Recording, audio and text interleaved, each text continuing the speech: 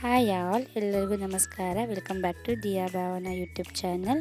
ಇವತ್ತು ನಾನು ದೋಸೆ, ಇಡ್ಲಿ, ಚಪಾತಿ, ರೊಟ್ಟಿ ಹಾಗೆ ಅನ್ನಕ್ಕೆ ಮುದ್ದೆಗೆ ಸೂಪರಾಗಿರೋಂತಹ ಕಾಂಬಿನೇಷನ್ ಆಗಿ ಚಿಕನ್ ಗ್ರೇವಿನ ಮಾಡೋದು ತೋರಿಸ್ತಾ ಇದ್ದೀನಿ. ಇದು ತುಂಬಾ ಈಸಿಯಾಗಿದೆ, ಟ್ರೈ ಮಾಡಿ.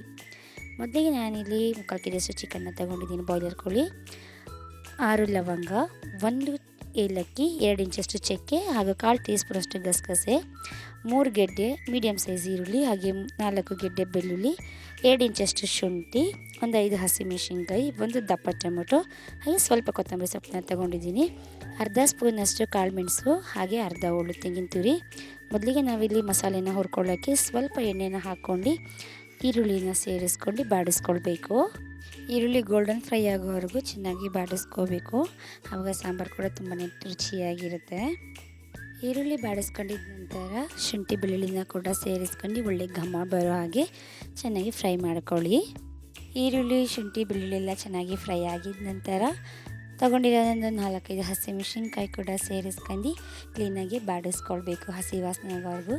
ನಂತರ ತೊಗೊಂಡಿರೋ ಸ್ಪೈಸಸ್ನೆಲ್ಲನೂ ಕೂಡ ಸೇರಿಸ್ಕೊಂಡು ಮಿಕ್ಸ್ ಮಾಡ್ಕೊಳ್ಳಿ. ಕಾಳು ಮೆಣಸು, ಚಕ್ಕೆ, ಲವಂಗ ಎಲ್ಲನೂ ಕೂಡ ಸೇರಿಸ್ಕೊಂಡು ಚೆನ್ನಾಗಿ ಫ್ರೈ ಮಾಡ್ಕೊಳ್ಳಿ. ಹಾಗೆ ಒಂದು ಟೊಮೊಟೊವನ್ನು ಹಾಕಿ ಕೂಡ ಚೆನ್ನಾಗಿ ಸಾಫ್ಟ್ ಆಗೋ ಹಾಗೆ ಬೇಯಿಸ್ಕೋಬೇಕು.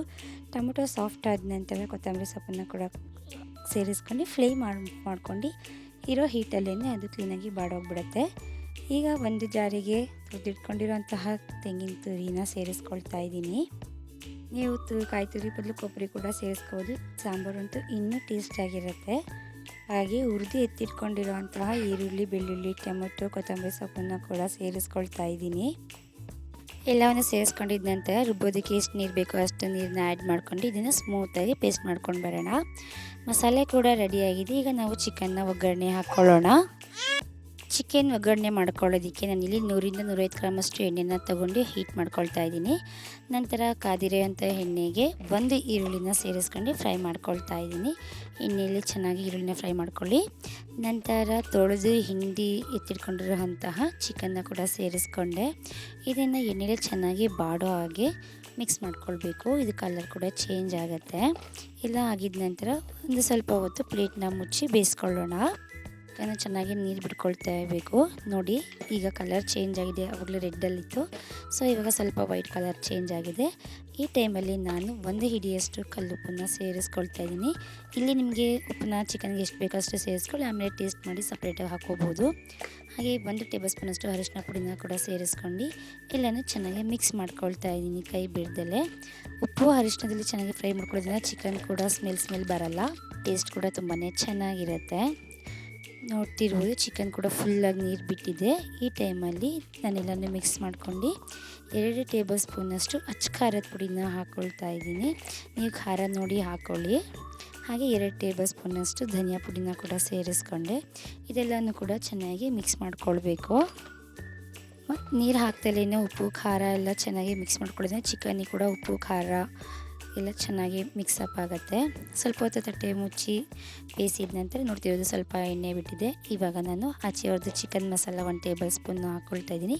ಹಾಗೆ ಗರಂ ಮಸಾಲ ಕೂಡ 1 ಟೇಬಲ್ ಸ್ಪೂನಷ್ಟನ್ನು ಸೇರಿಸ್ಕೊಳ್ತಾ ಇದ್ದೀನಿ. ಇದನ್ನೆಲ್ಲ ಹಾಕ್ಕೊಂಡಿದ್ದ ನಂತರ ಮತ್ತೆ ಒಂದು ಸಲ ಮಿಕ್ಸ್ ಮಾಡ್ಕೊಂಡು ಇಟ್ಕೊಳ್ಬೇಕು. ನೋಡ್ತಾ ಇರ್ಬೋದು ಚಿಕನ್ ಕೂಡ ಚೆನ್ನಾಗಿ ನೀರು ಬಿಟ್ಕೊಂಡಿದೆ. ಇಲ್ಲಿ ಆಲ್ರೆಡಿ ಸ್ವಲ್ಪ ಗ್ರೇವಿ ಕೂಡ ಸಿಕ್ಕಿದೆ. ಈಗ ಸ್ವಲ್ಪ ಹೊತ್ತು ಪ್ಲೇಟ್ನ ಮುಚ್ಕೊಂಡು ಬೇಯಿಸ್ಕೊಳ್ಳೋಣ. ಇದು 70% ಅಷ್ಟು ಚಿಕನ್ ಕುಕ್ ಆಗಿದೆ. ಈಗ ರುಬ್ಬಿಟ್ಕೊಂಡಿರೋಂತಹ ಮಸಾಲೆನ ಸೇರಿಸ್ಕೊಳ್ತಾ ಇದ್ದೀನಿ. ನಾನಿಲ್ಲಿ ಎಲ್ಲನೂ ಒಟ್ಟಿಗೆ ಸೇರಿಸಿ ರುಬ್ಕೊಂಡಿದ್ದೀನಿ. ಈಗ ಕಾಯಿ ಟೊಮೊಟೊ ಕೂಡ ಸಪ್ರೇಟಾಗಿ ರುಬ್ಕೋಬೋದು. ನಾನು ಆ ಥರ ಮಾಡಿಲ್ಲ. ಇಲ್ಲೆಲ್ಲನೂ ಕೂಡ ಒಂದೇ ಸತಿ ಸೇರಿಸ್ಕೊಂಡು ಮಿಕ್ಸ್ ಮಾಡ್ಕೊಂಡಿದ್ದೀನಿ. ಇದೆಲ್ಲ ಮಸಾಲೆ ಕೂಡ ಹೊಂದ್ಕೊಳ್ಳೋ ಹಾಗೆ ಚೆನ್ನಾಗಿ ಚಿಕನ್ನು ಮಸಾಲೆ ಎಲ್ಲ ಸೇರ್ಕೊಳ್ಳೋ ಹಾಗೆ ಕೈ ಆಡಿಸ್ಕೊಳ್ಳಿ.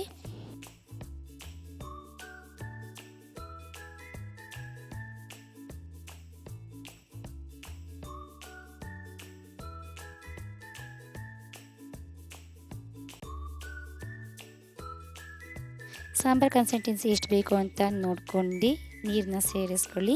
ನಾನಿಲ್ಲಿ ಮುದ್ದೆಗೆ ಮಾಡ್ತಿರೋದ್ರಿಂದ ಮುದ್ದೆ ದೋಸೆಗೆಲ್ಲ ಮ್ಯಾಚ್ ಆಗುತ್ತೆ. ಸ್ವಲ್ಪ ತಿಕ್ಕಾಗೆ ಮಾಡ್ಕೊಳ್ತಾ ಇದ್ದೀನಿ. ನಿಮಗೆ ಬೇಕಂದ್ರೆ ಇನ್ನೂ ಸ್ವಲ್ಪ ನೀರು ಕೂಡ ಹಾಕೊಂಡು ತೆಳುಗೆ ಮಾಡ್ಕೋಬೋದು. ನೋಡ್ತಿರ್ಬೋದು ಇದು ಕೂಡ ಸಾಂಬಾರು ಕೂಡ ಪರ್ಫೆಕ್ಟಾಗಿ ಆಗಿದೆ. ಸುತ್ತ ಎಣ್ಣೆ ಕೂಡ ಬಿಟ್ಕೊಂಡಿದೆ.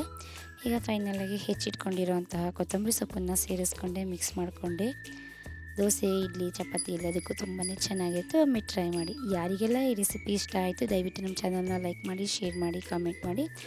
ಇನ್ನಷ್ಟು ವೀಡಿಯೋಗಾಗಿ ನಮ್ಮ ಚಾನಲ್ನ ಸಬ್ಸ್ಕ್ರೈಬ್ ಮಾಡ್ಕೊಳ್ಳೋದನ್ನು ಮರಿಬೇಡಿ. ಹಾಗೆ ನಿಮ್ಮ ಫ್ರೆಂಡ್ಸ್ ಫ್ಯಾಮಿಲಿ ಜೊತೆ ನಾನ್ ವೆಜ್ ಲವರ್ ಜೊತೆ ಶೇರ್ ಮಾಡಿ. Thank you for watching.